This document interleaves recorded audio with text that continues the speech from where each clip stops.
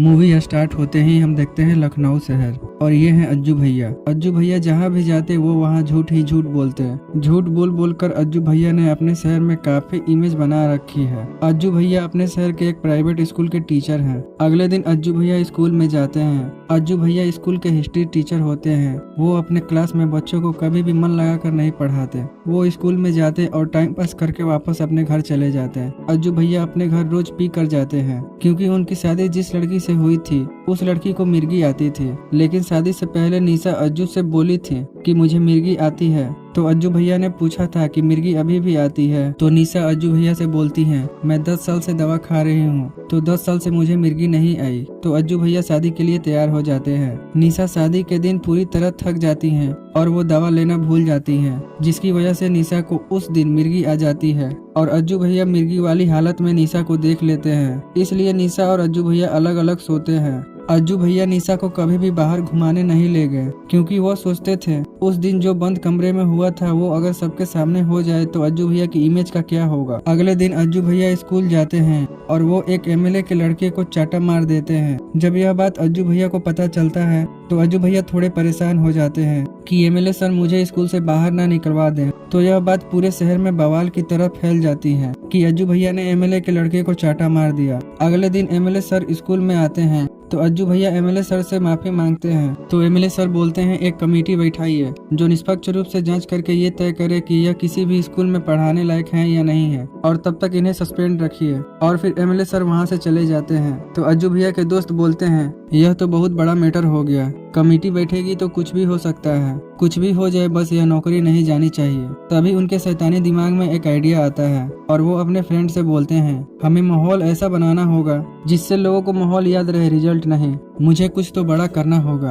अगले दिन अज्जू भैया अपने स्टूडेंट के पास जाते हैं तो वह स्टूडेंट अज्जू सर से कहता है सर अगला चैप्टर वर्ल्ड वार 2 पढ़ाने वाले थे, आप तो सस्पेंड हो गए, अब वर्ल्ड वार 2 हमें कौन पढ़ाएगा। तो अज्जू भैया अपने प्रिंसिपल के पास जाते हैं और वो उनसे कहते हैं सर इस महीने हम बच्चों को वर्ल्ड वार 2 पढ़ाने वाले थे, पता नहीं था सस्पेंड हो जाएंगे, चाहे हमें सैलरी मिले या ना मिले हम बच्चों को पढ़ाएंगे। तो प्रिंसिपल सर कहते हैं तुम बच्चों को कैसे पढ़ाओगे। तो अज्जू भैया कहते हैं सर हम अपने पैसे से पेरिस जाएंगे और वर्ल्ड वार 2 के लोकेशन से बच्चों को वर्ल्ड वार 2 पढ़ाएंगे। और वो सर को पेरिस, नॉर्मंडी, एम्स्टर्डम, बर्लिन, ऑस्विच का टिकट दिखाते हैं। तो अज्जू भैया अपने घर पर जाते हैं और अपने पापा से पैसे लेने के लिए नाटक करते हैं। तो उनके पापा पूछते हैं क्या हुआ। तो अज्जू भैया कहते हैं पापा मैं इस महीने बच्चों को वर्ल्ड वार 2 पढ़ाने वाला था और मैं सस्पेंड हो गया, तो मैंने सोचा है मैं पेरिस जाकर वर्ल्ड वार 2 के लोकेशन से बच्चों को वर्ल्ड वार 2 पढ़ाऊंगा। और मैंने निशा को कभी भी बाहर लेकर नहीं गया, तो मैं सोच रहा था निशा भी साथ जाती तो वह भी वहाँ घूम लेती। तो अज्जू भैया के मॉम डैड सोचते हैं कि शायद वे लोग पेरिस में एक दूसरे के साथ टाइम स्पेंड करे तो शायद उन्हें एक दूसरे से प्यार हो जाए। और फिर वे लोग 15 दिनों के लिए यूरोप जाते हैं। अज्जू भैया अपने स्टूडेंट को वर्ल्ड वार 2 का पहला चैप्टर यूरोप के आईफिल टावर से स्टार्ट करते हैं। वे अपने स्टूडेंट को बताते हैं यूरोप के हर कोने में वर्ल्ड वार 2 की कहानी छुपी हुई है। जब हिटलर ने अटैक किया था तो फ्रेंच लोग बिना लड़े यह शहर छोड़कर चले गए थे ताकि लड़ाई में यह खूबसूरत शहर बर्बाद ना हो। और ये जो व्यू तुम देख रहे हो यह पेरिस पे कब्जा करने के बाद भी हिटलर को नसीब नहीं हुआ था क्योंकि जाने से पहले फ्रेंच लोगों ने लिफ्ट को खराब कर दिया था। 1939 में जब हिटलर ने पोलैंड पर अटैक किया था तो ग्रेट ब्रिटेन और फ्रांस ने जर्मनी पर युद्ध घोषित कर दिया था और वर्ल्ड वार 2 शुरू हो गई थी। और अब दूसरा चैप्टर नॉर्मंडी। अज्जू भैया और निशा अब वे दोनों नॉर्मंडी जाते हैं और अज्जू भैया अपने स्टूडेंट को बताते हैं नॉर्मंडी की सबसे बड़ी ब्रिटिश कमेट्री, यहाँ हजारों वीर दफन हैं जिन्होंने हिटलर को हराने के लिए और दुनिया में शांति लाने के लिए अपनी जान दी थी। 6 जून 1944 ओमाहा बीच सुबह के 6:30 बजे एलाइड फोर्स की पहली टुकड़ी उतरी थी और इनका इंतजार कर रहे थे 12,000 जर्मनी सोल्जर्स। 300 मीटर तक खुला बीच था, छुपने की कोई जगह नहीं थी। पहली टुकड़ी की 96% सैनिक पहले घंटे में ही शहीद हो गए। मौत तय थी फिर भी इनके कदम रुके नहीं। ओमाहा बीच के यह जवान बहादुरी की मिसाल है। इतना आसान नहीं है दूसरे के आजादी के लिए खुद मौत को गले लगाना। कोई पहली बार वार लड़ रहा था तो कोई आखिरी बार। किसी की फैमिली घर पर इंतजार कर रही थी, कोई अपनी फैमिली से फिर कभी नहीं मिल पाया। नॉर्मंडी की लड़ाई में 10,000 से ज्यादा सैनिक मारे गए थे। और अब तीसरा चैप्टर एम्स्टर्डम। अज्जू भैया और निशा एम्स्टर्डम जाते हैं एनी फ्रैंक के घर पर। एनी फ्रैंक बस 13 साल की थी जब उसने अपनी डायरी लिखनी शुरू की थी। जब जर्मनी सोल्जर्स यहूदियों को ढूंढ ढूंढ कर मार रहे थे तब एनी फ्रैंक और उनके परिवार वालों को इस घर में छुप कर रहना पड़ा था। नीचे वेयर हाउस था, इसलिए वेयर हाउस खुलने से पहले इन्हें अपने सुबह के सारे काम कर लेने पड़ते थे। वेयर हाउस खुलने के बाद बिल्कुल आवाज नहीं करते थे ताकि पकड़े ना जाएं। कुछ नहीं था इनके पास, जो था उन्हीं में खुश थे। एनी फ्रैंक तो नहीं बच पाई, पर अपनी डायरी के जरिए आज भी करोड़ों लोगों के दिलों में जिंदा है। और अब चौथा चैप्टर बर्लिन। वे लोग अब बर्लिन जाते हैं। अज्जू भैया को हिटलर को देखने के बाद यह समझ में आता है कि झूठ और दिखावे के सहारे जो इमेज बनती है वो ज्यादा देर टिकती नहीं। तभी तो आज यह हाल है कि जहाँ हिटलर की मौत हुई थी वहाँ सिर्फ एक कार पार्किंग है, कोई मेमोरियल नहीं। इस तरह हमने देखा वर्ल्ड वार 2 के 4 चैप्टर हमने पढ़ लिए। अब आखिरी और लास्ट चैप्टर ऑस्विच में। तो अज्जू भैया और निशा ऑस्विच जाते हैं। अज्जू भैया अपने स्टूडेंट से कहते हैं, बच्चों आज का चैप्टर वर्ल्ड वार 2 की हिस्ट्री में सबसे भयानक और डार्क है। दुनिया का सबसे बड़ा डरावना कॉन्सेंट्रेशन कैंप ऑस्विच। यहाँ 13 लाख से ज्यादा लोगों को बंदी बनाकर रखा गया था, जिनमें से 25,000 बच्चे थे। इन्हें छोटे छोटे कमरों में जानवरों की तरह ठूस ठूस कर रखा गया था। खाने को बस इतना मिलता था कि जिंदा रह सके, और पीने के लिए दिन में सिर्फ आधा लीटर पानी। छोटी से छोटी गलती की सजा मौत थी। इन 13 लाख लोगों में से 11 लाख मार दिए गए थे। वहाँ पर एक गैस चैम्बर था। उस गैस चैम्बर में कैदियों को झूठ बोलकर लाया जाता था कि उन्हें नहलाया जाएगा। जब वह कपड़े उतार कर वहाँ आते थे तो उन्हें वहाँ पेस्टिसाइड डालकर मार दिया जाता था। हमारे पूरे जिंदगी भर का दुख इनके एक तिनके के दर्द के मुकाबले कुछ भी नहीं है, और हम अपनी जिंदगी इस बात पर रोते हुए निकाल देते हैं कि ये नहीं मिला, वो नहीं हुआ। जब वे लोग उस भयानक हादसे के बारे में सोचते हैं तो निशा को वहाँ मिर्गी आ जाती है। तो अज्जू भैया निशा को संभालते हैं, और उस दिन के बाद अज्जू भैया को निशा से प्यार हो जाता है और वो निशा के साथ अच्छा व्यवहार करते हैं, जिससे निशा को भी अज्जू भैया से प्यार हो जाता है। और वे दोनों वापस अपने घर लखनऊ आ जाते हैं, और अब वे दोनों साथ साथ रहते हैं, और अज्जू भैया की टीचर वाली जॉब वापस मिल जाती है। मूवी स्टार्ट होते ही हम देखते हैं कुछ पुलिस वाले एक ट्रक का पीछा करते हैं। उस ट्रक को रोकने में कुछ पुलिस वालों की जान चली जाती है, मगर मैडम उस ट्रक को रोक लेती हैं। उस ट्रक को रोकने में मैडम के कंधे पर गोली लग जाती है। जब वे लोग ट्रक खोलते हैं तो ट्रक के अंदर प्योर कोकीन, और वो अभी 900 किलो से ऊपर। मैडम इसकी मार्केट वैल्यू 1000 करोड़ से भी ज्यादा होगी। पूरे उत्तर प्रदेश में इतना माल आज तक किसी ने नहीं पकड़ा। उसके बाद हम देखते हैं सरस्वती अनाथ आश्रम लखनऊ, और इनका नाम है ज्योति। ज्योति बचपन से इसी अनाथ आश्रम में रहती हैं। ज्योति के पास उनकी मैडम आती हैं और वह ज्योति से कहती हैं, ज्योति आज शाम को ज्यादा देर खेलना मत और रात में जल्दी सो जाना, क्योंकि कल तुमसे मिलने कोई आ रहा है। तो ज्योति बोलती है, मुझसे मिलने? मेरा तो कोई नहीं है, तो मुझसे मिलने कौन आ सकता है? उसके बाद हम देखते हैं भोला को। भोला 10 साल की सजा काटने के बाद वापस बाहरी दुनिया में कदम रखने वाले हैं। उसके बाद हम देखते हैं रौनक को। रौनक पुलिस के एक अंडरकवर एजेंट हैं। रौनक 2 साल से भूरा के साथ मिलकर काम करते हैं। रौनक के मदद से ही मैडम ने भूरा का 1000 करोड़ का कोकीन पकड़ा है। कुछ देर के बाद भूरा के पास एक सीनियर ऑफिसर कॉल करते हैं और वह भूरा से बोलते हैं, मैं तुमको बताऊंगा तुम्हारा कोकीन किधर है, लेकिन बदले में मुझे 50 करोड़ रुपए चाहिए। तो भूरा अपने 1000 करोड़ की कोकीन का पता लगाने के लिए वह ऑफिसर को 50 करोड़ देने के लिए मान जाते हैं। उसके बाद हम देखते हैं लालगंज थाना। कुछ पुलिस वाले कुछ लड़कों को रात के समय रोड पर गाना बाजे के साथ बर्थडे मनाते हुए पकड़े हैं। वह लड़के घर जाने के लिए रिक्वेस्ट करते हैं, तो हवलदार लड़कों से बोलते हैं, मैडम जब तक पुलिस स्टेशन नहीं आ जाती तब तक तुम लोग नहीं जा सकते। उसके बाद हम देखते हैं मैडम अपने सीनियर ऑफिसर के पास जाती हैं, तो मैडम को वहाँ पुलिस की गाड़ी में भोला दिखाई देते हैं। तो मैडम इंस्पेक्टर से पूछती हैं, यह कौन है? तो इंस्पेक्टर मैडम से बोलते हैं, रास्ते में आते हुए यह व्यक्ति मिला, मैंने इससे आईडी मांगी तो यह घूरने लगा, लेकिन मैडम पूछताछ करने के बाद छोड़ देंगे उसे। मैडम उस कोकीन के बारे में अपने सर को बताती हैं, मैंने सारी कोकीन लालगंज थाने में रखी हुई है, क्योंकि वह ब्रिटिश जमाने की जेल है। वह बहुत मजबूत बिल्डिंग है। नीचे अंग्रेजों ने एक बंकर बनाया था खुद की सेफ्टी के लिए, तो उस बिल्डिंग को पेनिट्रेट करना इम्पॉसिबल है। तो सर मैडम से बोलते हैं, तुम सावधानी पूर्वक काम करना, यह बात किसी को बताना मत। और उस दिन सर की जॉब की आखिरी दिन होती है, तो उस दिन सर से मिलने बहुत सारे पुलिस वाले आए हुए थे और वे लोग पार्टी कर रहे थे। तभी अचानक सारे पुलिस वाले एक एक कर जमीन पर गिरने लगे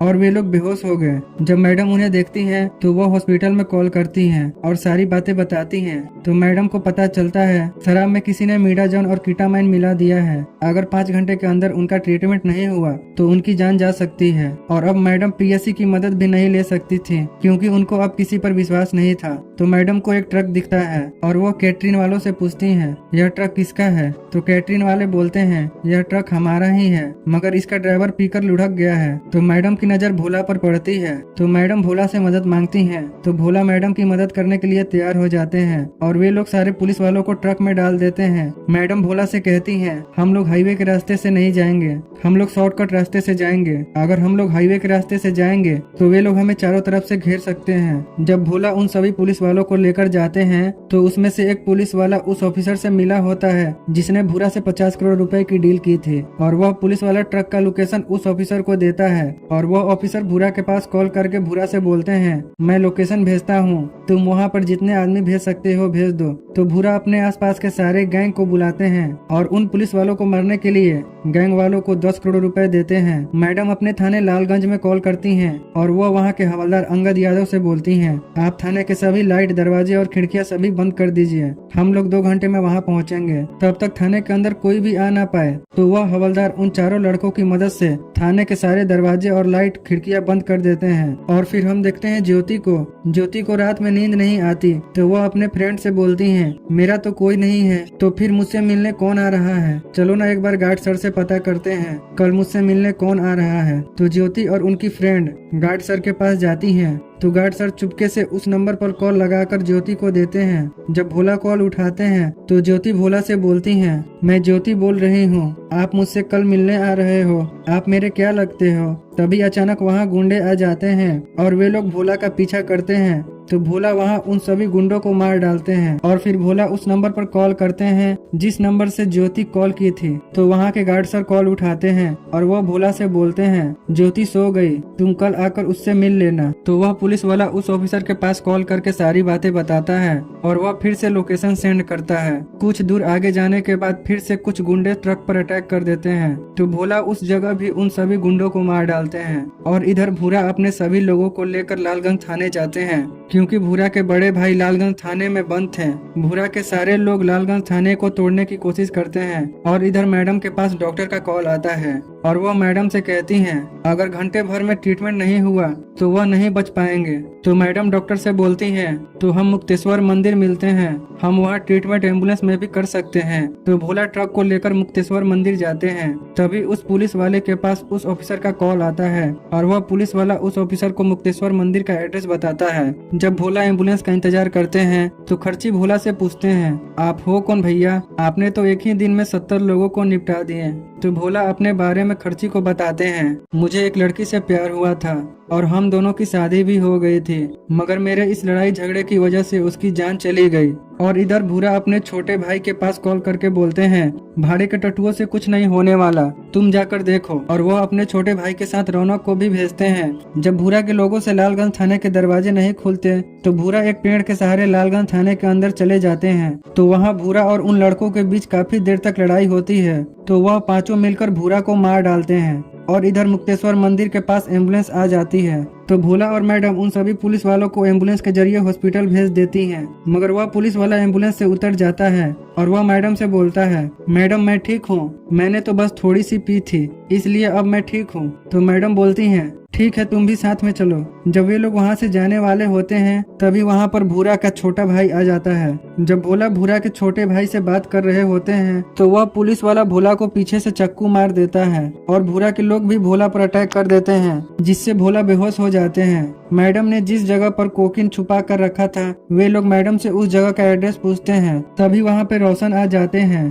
और वह मैडम को बचाने की कोशिश करते हैं मगर भूरा का छोटा भाई रौनक को मार डालता है। जब वे लोग मैडम और भोला को वहाँ से ले जाने की कोशिश करते हैं तभी भोला को होश आ जाता है और भोला वहाँ पर एक त्रिशूल से सभी लोगों को मार डालते हैं और वह उस पुलिस वाले को भी मार डालते हैं। और इधर भूरा के बड़े भाई लालगंज जेल से अपने लोगों के पास कॉल करके उनसे बोलते हैं, बम बंदूक बारूद सब लेकर आओ और ध्वस्त कर दो थाने को। तो बहुत सारे गुंडे लालगंज थाने के पास आते हैं और इधर भोला, मैडम और खर्ची वे तीनों लालगंज थाने के पास आ जाते हैं। भोला मैडम से चाबी लेकर उस गुफा के रास्ते लालगंज थाने के अंदर जाते हैं और वहां पर मौजूद चारों लड़कों को सुरक्षित बाहर भेज देते हैं। और मैडम वह सारे कोकिन को पेट्रोल डालकर जला देती हैं। तभी वहाँ पर भोला को एक बहुत बड़ी मशीन गन दिखाई देती है, तो भोला उस मशीन गन से उन सभी गुंडों को मार डालते हैं और इधर वह सारे पुलिस वाले बच जाते हैं। और फिर हम देखते हैं भोला से मिलने ज्योति आती हैं और वह भोला से पूछती हैं कौन हो, तो भोला बोलते हैं मैं तुम्हारा पापा। और फिर खर्ची, भोला और ज्योति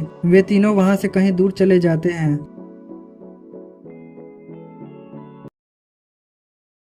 मूवी स्टार्ट होते ही हम देखते हैं सत्तू को। सत्तू कोई काम नहीं करते और दिन भर घर पे पड़े रहते हैं, इसलिए सत्तू की मम्मी और उनकी बहन सत्तू से घर का सारा काम करवाती हैं। कुछ दिनों के बाद सत्तू के पड़ोस वाले घर में सत्तू के फ्रेंड की शादी हो रही होती है, तो सत्तू अपने मम्मी से कहते हैं मम्मी आपको शर्म नहीं आती, मेरे उम्र के सारे लड़कों की शादी हो गई, मेरी शादी कब होगी। तो सत्तू की माँ कहती हैं तू घर पे बैठा रहता है इसलिए बहुत शर्म आती है। बेटा अगर लड़की वाले पूछेंगे लड़का क्या करता है तो क्या कहूंगी, LLB फेल और घर के काम में तो टोटल फेल। अगले दिन सत्तू चंद्रेश का हस्त मिलाप में जाते हैं, तो वहाँ सत्तू की मुलाकात कथा से होती है और वे दोनों एक दूसरे से बातें करते हैं। कुछ देर के बाद वहाँ कथा का बॉयफ्रेंड थप्पन आ जाता है और कथा अपने बॉयफ्रेंड थप्पन के साथ वहाँ से चली जाती हैं। कुछ दिनों के बाद सत्तू के डैड कथा के डैड से मिलने उनके दुकान पर जाते हैं, तो सत्तू के डैड को वहाँ पता चलता है कथा और थप्पन का ब्रेकअप हो गया है। तो सत्तू के डैड सत्तू को कथा और थप्पन की ब्रेकअप वाली बात बताते हैं। यह बात सुनकर सत्तू बहुत खुश होते हैं और सत्तू फिर से चंद्रेश का हस्त मिलाप में जाते हैं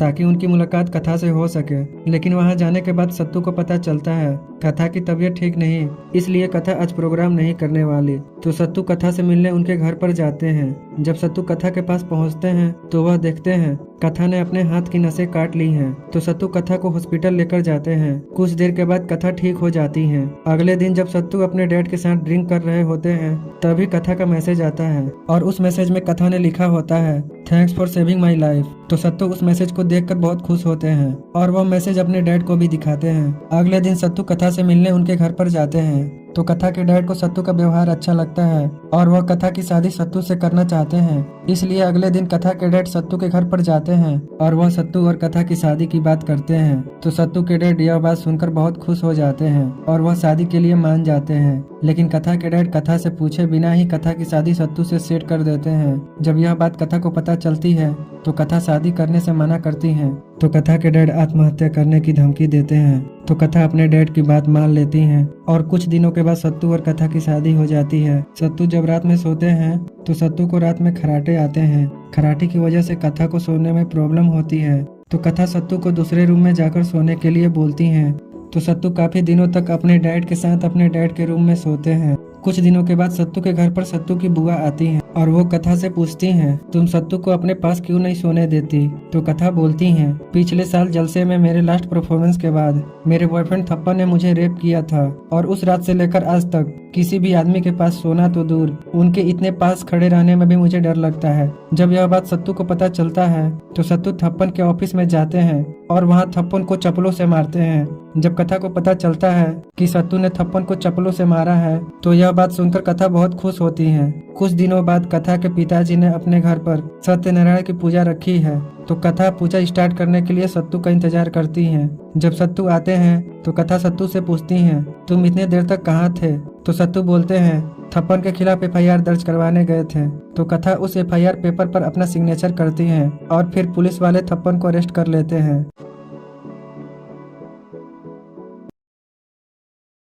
मूवी स्टार्ट होते ही हम देखते हैं 1947 में भारत का विभाजन 3 हिस्सों में हुआ। पाकिस्तान देश एक था पर बना 2 हिस्सों में, वेस्ट और ईस्ट पाकिस्तान। आबादी ईस्ट पाकिस्तान की ज्यादा थी लेकिन सत्ता वेस्ट पाकिस्तान के पास थी। 60% पाकिस्तानी बंगाली बोलते थे लेकिन आधिकारिक भाषा उर्दू को बना दिया गया। बंगाली बोलने वाले ईस्ट पाकिस्तान की हालत गुलामों सी हो गई थी। आखिरकार 1970 में पहली बार पाकिस्तान में चुनाव हुए। शेख मुजीबुर रहमान की पार्टी बांग्लादेश भारी बहुमत से यह चुनाव जीत गई, लेकिन पाकिस्तान के प्रेसिडेंट जनरल लियाया खान ने चुनाव के नतीजे को मानने से इनकार कर दिया। इतना ही नहीं, विरोध करने पर शेख मुजीबुर रहमान को गिरफ्तार भी कर लिया गया। इससे ईस्ट पाकिस्तान के लोग भड़क गए। दमन की भावना आजादी के ख्यालों में बदल गई और तकरीबन पूरा का पूरा ईस्ट पाकिस्तान आंदोलन पर उतर आया। अब हम देखते हैं 25 मार्च 1971 ढाका यूनिवर्सिटी बांग्लादेश। 25 मार्च 1971 को ढाका यूनिवर्सिटी में कुछ वेस्ट पाकिस्तानी आर्मी आते हैं और वहां पर आंदोलन कर रहे ईस्ट पाकिस्तानियों को मार डालते हैं। अगले 6 महीने तक पाकिस्तानी आर्मी ने दहशत मचा दी। वे लोग बांग्लादेशी मर्दों को मार देते,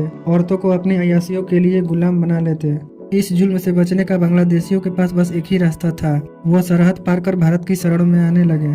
बांग्लादेशियों की संख्या जितनी बड़ी थी उतना ही बड़ा था भारत में उनका आर्थिक बोझ। लेकिन तमाम मुश्किलों के बावजूद भी भारत ने इंसानियत को चुना। उसके बाद हम देखते हैं अक्टूबर 1971, ट्रेनिंग रेंज नॉर्थ इंडिया। इस टैंक का नाम है पीपा। पीपा को गहरे पानी में टेस्ट करने के लिए ले जाते हैं, तो पीपा गहरे पानी में डूबता नहीं और वो गहरे पानी में भी अच्छी तरह काम करता है। और ये है कैप्टन बलराम और ये है मेजर दलजीत सिंह नागर। कैप्टन बलराम और मेजर दलजीत सिंह यह दोनों 45 कैवेलरी के ऑफिसर होते हैं। कुछ दिनों के बाद बलराम अपने घर पर जाते हैं। बलराम के फैमिली में बलराम की मम्मी, एक उनकी छोटी बहन और एक उनके बड़े भाई राम होते हैं। तो बलराम अपने बड़े भाई की कोई भी बात नहीं मानते, जिस वजह से उन दोनों के बीच हमेशा झगड़े होते रहते हैं। कुछ दिनों के बाद मेजर राम के पास इंडियन आर्मी की तरफ से एक लीडर आता है। तो मेजर राम अपनी मम्मी से बोलते हैं, मुझे अपनी यूनिट जाना होगा। और फिर अगले दिन मेजर राम अपनी यूनिट जाते हैं। कुछ दिनों के बाद बलराम की छोटी बहन राधा के पास एक लेटर आता है। उस लेटर को सोल्व करने के बाद राधा को पता चलता है उन्हें एक एड्रेस पर बुलाया जा रहा है। तो राधा उस एड्रेस पर जाती है। तो वहाँ राधा की मुलाकात एक ऑफिसर से होती है। तो वह ऑफिसर राधा से कहते हैं, तुम्हारी पूरी फैमिली इंडियन आर्मी के लिए काम करती है, तो हम चाहते हैं तुम भी इंडियन आर्मी के सीएनए के लिए काम करो। तो राधा सीएनए में काम करने के लिए तैयार हो जाती है। और अब हम देखते हैं military outpost India Bangladesh border. Mizoram के ऑफिसर राम से कहते हैं, तुम्हें इंडिया का बॉर्डर पार करके बांग्लादेश के मुक्ति बाहिनी कैंप पहुंचना होगा। यह दोनों मिलिट्री इंटेलिजेंट्स है, यह तुम्हारे साथ जाएंगे, मुक्ति बाहिनी कैंप तक पहुंचाने में तुम्हारी हेल्प करेंगे। और फिर वह तीनों मुक्ति बाहिनी कैंप जाते हैं। जब वे लोग मुक्ति बाहिनी कैंप जा रहे होते हैं तो मेजर राम को एक तालाब में बहुत सारे बांग्लादेशियों की लाश दिखाई देती है। और फिर कुछ देर के बाद मेजर राम मुक्ति बाहिनी कैंप पहुंच जाते हैं। मेजर राम वहां बांग्लादेशी बच्चों को फायरिंग करना सिखाते हैं, क्योंकि उन्हें जब पाकिस्तानी आर्मी उन्हें मारने आए तो वह अपना रक्षा खुद कर सके। अब हम देखते हैं बलराम को। कुछ दिनों की छुट्टी बिताने के बाद बलराम वापस अपनी यूनिट जाते हैं और वहां अपनी टीम 45 कैवेलरी के लोगों से मिलते हैं और अपने सर मेजर दलजीत सिंह से भी मिलते हैं। और अब हम देखते हैं मेजर राम को। मेजर राम और मुक्ति बाहिनी कैंप के लोग आपस में डांस कर रहे होते हैं। तभी वहां पर अचानक पाकिस्तानी आर्मी वाले आ जाते हैं और वे लोग वहां के लोगों पर फायरिंग करने लगते हैं। तो मेजर राम और वहां के लोग अपनी जान बचाने के लिए इस तरफ से भी फायरिंग करते हैं। उस लड़ाई में मेजर राम जख्मी हो जाते हैं, जिस वजह से पाकिस्तानी आर्मी वाले मेजर राम को पकड़ लेते हैं। और इधर इंडियन सीएनए में काम कर रही राधा को एक खबर मिलती है। तो राधा अपने सर से कहती हैं, सर एक पाकिस्तानी टैंक अरेंजमेंट ब्यौरा की तरफ बढ़ रहा है। तो यह खबर इंडियन आर्मी का ऑफिसर अपने प्राइम मिनिस्टर इंदिरा गांधी को बताते हैं। तो भारत के prime minister Indira Gandhi action लेने के लिए बोलती हैं। तो 45 कैवेलरी के ऑफिसर मेजर दलजीत सिंह अपने टीम के लोगों से बोलते हैं, पूरे इंडियन आर्मी में 45 कैवेलरी एक ऐसा अरेंजमेंट है जिसे यह मौका मिला है और हम 45 कैवेलरी को इतिहास का पहला पन्ना लिखने का मौका मिल रहा है। पहली बार Indian army international border cross करने वाली है। हमें यहाँ से 10 किलोमीटर आगे ईस्ट पाकिस्तान के गरीबपुर गांव में पहुँचना है और गर्व की बात यह है कि यह जिम्मेदारी हमें दी गई है। तो मेजर दलजीत सिंह के टीम के सारे लोग पीपा टैंक को लेकर गरीबपुर की तरफ आगे बढ़ते हैं। तो रास्ते में पाकिस्तानी आर्मी वाले इंडियन आर्मी पर अटैक कर देते हैं। तो वहाँ इंडियन आर्मी और पाकिस्तानी आर्मी के बीच काफी देर तक लड़ाई होती है। उस लड़ाई में इंडियन आर्मी वाले जीत जाते हैं, लेकिन उस लड़ाई में मेजर दलजीत सिंह की मौत हो जाती है। और अब हम देखते हैं राधा को। राधा के पास उनके सर आते हैं और वह राधा से कहते हैं, राधा हमें खबर मिला है तुम्हारे बड़े भाई राम मेहता को पाकिस्तानी आर्मी वाले बुरिंडा में रखे हुए हैं। तो राधा अपने भाई के पास कॉल करती हैं और वह बलराम से कहती हैं, राम भैया को पाकिस्तानी आर्मी वालों ने पकड़ लिया है और उन लोगों ने राम भैया को बांग्लादेश के बुरिंडा गांव में रखा हुआ है। और अब हम देखते हैं मेजर राम को। पाकिस्तानी आर्मी वाले मेजर राम को बहुत मारते और बहुत ज्यादा टॉर्चर करते हैं। तो बलराम अपने राम भैया को बचाने और ईस्ट पाकिस्तान के 6 करोड़ लोगों को उनकी आजादी दिलवाने अपनी टीम को लेकर बुरिंडा जाते हैं। तो रास्ते में बलराम को मुक्ति बाहिनी कैंप के लोग मिलते हैं और वे लोग बलराम से कहते हैं, हम मेजर राम को जानते हैं, मेजर राम हमारे साथ हमारे मुक्ति बाहिनी कैंप में रहते थे, इसलिए हम लोग उन पाकिस्तानियों से लड़ने में आपका साथ देना चाहते हैं। तो वह सारे लोग एक साथ होकर बुरिंडा जाते हैं और कुछ देर के बाद वे लोग बुरिंडा पहुंच जाते हैं और वहां इंडियन आर्मी और पाकिस्तानी आर्मी के बीच काफी देर तक जंग होती है। उस जंग में इंडियन आर्मी वाले जीत जाते हैं और वे लोग कुछ पाकिस्तानी आर्मी वालों को बंदी बना लेते हैं। तभी वहां पर मेजर राम आते हैं और वो अपने छोटे भाई बलराम से मिलते हैं। जंग खत्म होने के बाद वे लोग वापस अपने घर चले जाते हैं